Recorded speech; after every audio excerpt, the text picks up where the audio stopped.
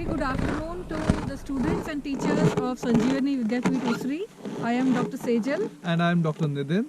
And we are present at in Antarctica, in the India's Antarctic Research Station called Bharti. And these are the vehicles that we use to travel around in the station and near to the sea ice. So we are located over an island, and we are surrounded on all sides by the sea, which is frozen right now, so that we can take these vehicles and drive over the sea ice. So I will tell you something about Antarctica. Antarctica is one of the 7 continents of the world, and this is the southernmost continent. It is driest, windiest, and one of the coldest continent, and along with that it has the highest elevation in compared to all the other continents. Now it is winter over here, so the winter season is from the month of November to the month of March, while the summer season is from December to February. So now because it's winter, we get snowfall, and you can see the snow on the stone and near the vehicles, and about 98% of the continent is covered by ice, while only 2% is the stone is present.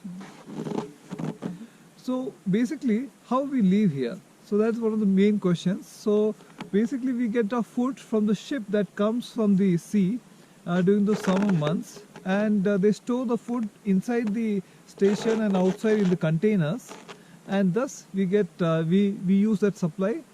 And after the ship goes, there is no other means of transportation. Like after the summer months, we cannot go outside the continent because the flights also cannot land during the winter months.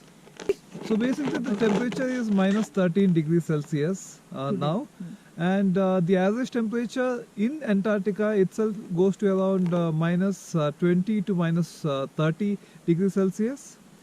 The lowest temperature that was reached was in a place called Vostok, and there the temperature had gone to minus 89 degrees Celsius, which is quite cold and shivering. Normally there are winds that come here and make it much more colder. There's something called the chill factor you get. When the wind comes, it makes you more chiller and the temperature falls further.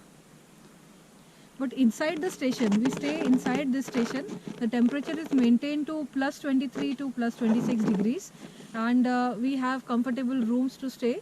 There are various people who work inside the station, ranging from scientists, then there is a chef for us to cook, then we both are doctors, and we have one male nurse also along with us. There are carpenters and electricians and vehicle mechanics and vehicle operators. And we do have a station leader and a deputy leader who manages the entire station to look after its activities. So basically there are 23 members in the station during the winter season, and in the summer season scientists also come here and they work in different glaciers and in the sea ice to study them, and at that time the number of members increases to around 50 to 70 in number. So there are no trees in Antarctica, but only small algae are found over here, and that is the only thing that can survive under the ice. In case of animals, we don't have much of animals here. We have mainly birds here. So in case of birds, there are the emperor penguins, which is one of the biggest penguin in the world, and it lives here and it also reproduces in this continent. And also there are smaller penguins called adelies and chinstrap penguins, along with 2 or 3 birds which migrate in the summer to nest here because it's a very good place where there is no predator to harm them during their nesting season. And in case of water, what we do is like we desalinate the sea water and by reverse osmosis, and we use it for drinking and for other uses. In case of the wastewater that is generated, like by bathing, by using the toilet and bathrooms and all the wastewater, it is recycled and it is treated, and then it is left back into the sea by systems that are running inside the station. So basically, So anything we generate here, any waste or everything, we have to carry back to the mainland. We cannot keep anything here. So whatever we generate, like food waste and plastic and all this waste are collected, and when the ship comes, we backload it into the ship so that it can be sent back to basically South Africa, where our main base is, and then it is given up there.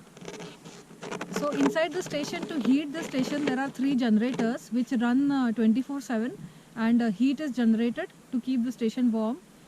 And there are various activities that we do in the station. Like there is a table tennis room where we play table tennis. Then there is a entertainment room for watching movies. Then there is a gym to exercise, and also there are playing cards, and there is a library which has a good number of books to spend our time reading over here. So people normally do not fall sick here because there is no bacteria or virus here, as the temperature is very cold. Immunity of the people here is good, but as there is no bacteria, the immunity keeps on decreasing. So once you go to Cape Town, there is more chance of us getting infection, and because of decreased immunity. So thank you for listening to us, and we will sign off now. So thank you and bye bye. Bye.